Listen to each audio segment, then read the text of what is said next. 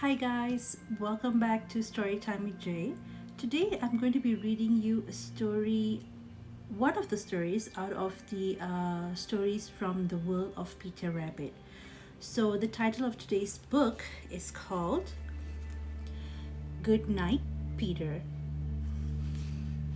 So shall we start reading the book?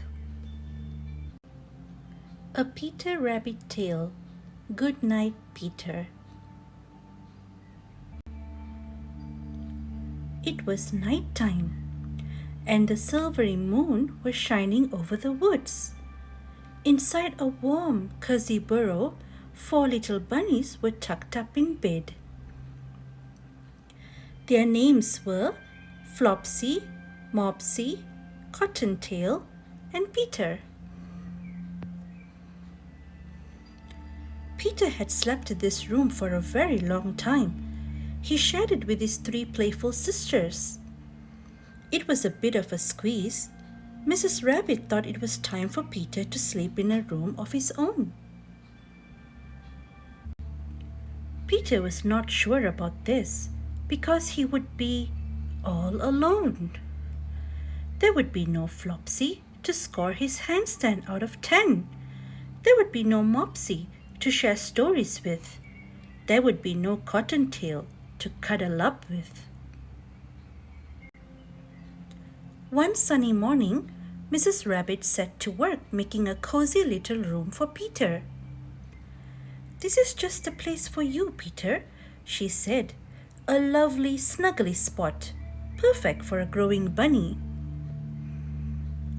As Peter watched, Mrs. Rabbit bustled about dusting and polishing, washing and wiping, stitching and sweeping. Finally, Peter's new room was finished, and it was really very lovely. There was plenty of space for everything, even his feet, which felt nice and toasty. Peter had only just closed his eyes when, "Ooh, what is that noise?" said Peter, sitting up in bed. The noise echoed around his big, lovely room. Peter was never going to be able to sleep now.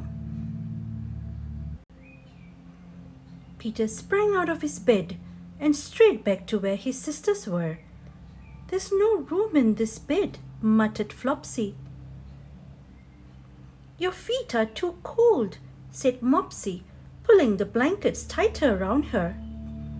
"You can share it with me," whispered Cottontail kindly, but there really wasn't enough space for Peter. In the morning, Peter was very tired indeed, and very glum. He felt a little bit in-betweenish. "I'm too big for my old room," he explained to Mrs. Rabbit sadly, "and too small for my new room." "Anything new feels funny to start with," she told him, "but you'll soon feel just right." All day Mrs. Rabbit stitched and stitched. She wouldn't tell any bunnies what she was making. That evening, the bunnies ate a supper of bread, milk, and blackberries beside the fire before bed. Then Mrs. Rabbit gave Peter a snuggling toy. "This will help you feel better," she said. Later, with his sisters fast asleep, Mrs. Rabbit took Peter's hand. "Time for bed," she whispered, gently leading him to his new room. Peter's toy felt cozy, and as Mrs. Rabbit tucked him up, as she'd always done, so did his new room. Peter knew he was in the new room, but now it felt more cozy, more peaceful. There was enough space to play, and Peter felt just right. He snuggled down in his bed and fell fast asleep. "Good night, Peter," whispered Mrs. Rabbit. The end. Thank you so much for reading Good Night Peter with me. I hope you liked the book, Good Night Peter. So if you like my video, don't forget to give me a thumbs up. Please like my video. Don't forget to share it in your social media, share it among your friends, and also don't forget to subscribe to my YouTube channel Rainbows and Butterflies Forever. If you have not, don't forget to click the subscribe button that's below this video and subscribe. And remember, don't just subscribe but also press the notification bell so that you always receive a notification in your email whenever you receive a new video that's been uploaded in my YouTube channel, Rainbows and Butterflies Forever. Till I see you in my next video, thank you so much and have a pleasant night.